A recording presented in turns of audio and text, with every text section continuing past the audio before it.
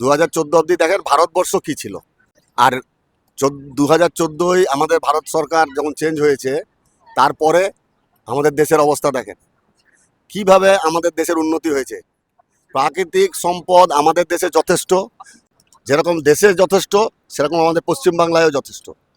আপনি যদি দেখেন পশ্চিমবাংলায় কি নাই, সব কিছু আছে, কিন্তু তার ডেভেলপমেন্ট সেই হিসাবে নাই। আজ দেশের সব রাজ্য যেখানে যেখানে বিজেপি সরকার আসছে, প্রত্যেক রাজ্য ডেভেলপমেন্ট আকাশ পাতাল পার্থক্য হয়ে গেছে।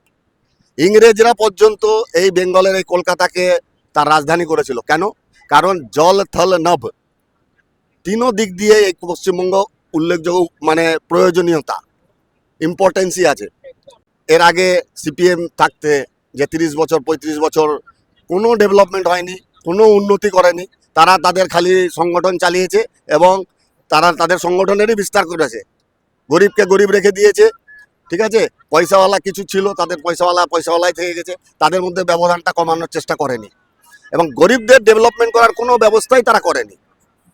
এবং তারপরে এই সরকার আসার পরে সবাই ভেবেছিল যে তৃণমূল আসার পরে, মমতা ব্যানার্জি আসার পরে হয়তো তিনি কিছু করবেন, কিন্তু না। তিনি তো প্রথমে স্টার্টই করেছেন একটা ইন্ডাস্ট্রিকে ভাগিয়ে, টাটাকে এখান থেকে ভাগিয়ে, এখান থেকে তাড়িয়ে উনি হয়েছেন মুখ্যমন্ত্রী। তো সেখানে কোন ইন্ডাস্ট্রিওয়ালা আসবে? কিন্তু পশ্চিমবাংলায় অনেক দরকার ছিল, অনেক দরকার আছে, এবং আমি আশা করছি এবার পরিবর্তন আসবে এবং পশ্চিমবাংলারও উন্নতি হবে, সবার উন্নতি হবে।